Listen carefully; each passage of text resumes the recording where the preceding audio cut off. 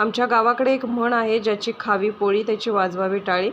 आता ते त्यांची टाळी वाजवत असतील तर काय हरकत आहे. आपण टाळ्या ऐकूया.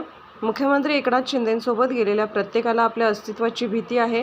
आमच्यासाठीच राज्यभर वातावरण चांगले आहे. आम्ही 3+1 झालो तरी आम्ही जिंकणारे असू, पण त्यांना जिंकण्यासाठी त्यांच्यासोबत जे 14-15पेक्षा किमान एक तरी जास्त असेल तर ते जिंकतील. 15मध्ये 5 जागा तरी टिकवता येतात का हे त्यांनी पाहावे. एक बॅकअपला फॉर्म भरलेला असतो. बॅकअप फॉर्म भरला म्हणजे काहीतरी अलबेल नाही, काहीतरी वेगळी गोष्ट असेल असं समजायचं कारण नाही. शिवसेनेमध्ये अंतिम शब्द पक्षप्रमुखांचा असतो. पक्षप्रमुखांनी निर्णय घेतला आणि त्या निर्णयाची अंमलबजावणी करणे हे आमचं काम आहे. निश्चितपणे आम्हाला उद्या ही सगळी उत्तरं मिळतील. ज्या अर्थी मी इथे आहे, एवढा वेळ काढून आलो आहे. मी आजही असणार, मी उद्याही असणार आहे. मला असं वाटतं की उद्या या निश्चितपणे यांच्यावर एक अजून वेगळी बाईट करू. मला मिळाली असते तर अशा प्रकारचं तुम्ही वक्तव्य केलं असतं का, अशी टीका केली असते कोणाबद्दलचं? तो साहेबांवरती. सत्तेत जर तुम्ही असतात नाही, ठीक आहे. हे बघा, आमच्या गावाकडे एक म्हण आहे दादा, ज्याची खावी पोळी त्याची वाजवावी टाळी. त्याच्यामुळे आता ते त्यांची टाळी वाजवत असतील तर काय हरकत आहे. आपण टाळ्या ऐकूया, हरकत नाही. मॅडम, वेगळं अर्थाने घ्यायची गरज नाही. असं बऱ्याचदा आणि अनेक पक्षांमध्ये असतं की एक बॅकअपला फॉर्म भरलेला असतो. तर बॅकअप फॉर्म भरला म्हणजे काहीतरी अलबेल नाही आहे किंवा काहीतरी वेगळी गोष्ट होणार आहे असं काही समजायचं कारण नाही. शिवसेनेमध्ये अंतिम शब्द हा सन्माननीय पक्षप्रमुखांचा असतो. सन्माननीय पक्षप्रमुखांनी निर्णय घेतलेला आहे आणि त्या निर्णयाची तामील करणं हे आमच्या सगळ्यांची जबाबदारी आहे. फॉर्म वैध झालेले आहेत दोन्ही, तर उद्या जाधव सर फॉर्म मागे घेणार का?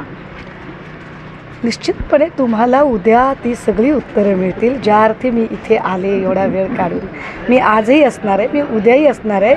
मला असं वाटतं की उद्या आपण निश्चितपणे याच्यावर अजून एक वेगळा बाईट करूया, काहीच हरकत नाही. मॅडम, अशा जागा जिंकल्या तर राजकीय संन्यास घेईल असं ते म्हणतात. नाही, मला बाकीच्यांचे काही चॅलेंजशी घेणदेण नाही.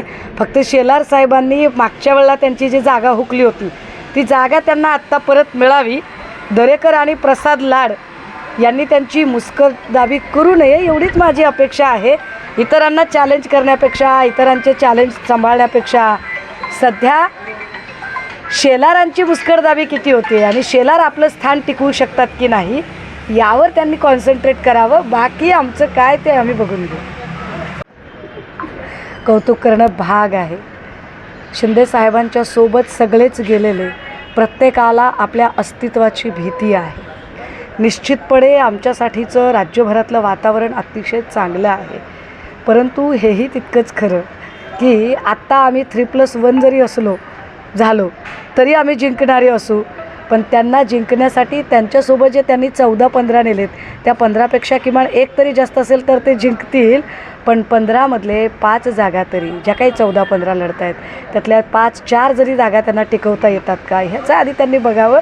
बाकी शेरो शायऱ्या, कविता, श्लोक, अभंग, पोवाडे, गवळणी ह्या सगळ्या गोष्टी इलेक्शन जिंकण्यासाठी कामाला येत नाहीत. इलेक्शन जिंकण्यासाठी तुम्ही केलेले कामं आणि त्या कामांचा पाडाच कामाला येतो.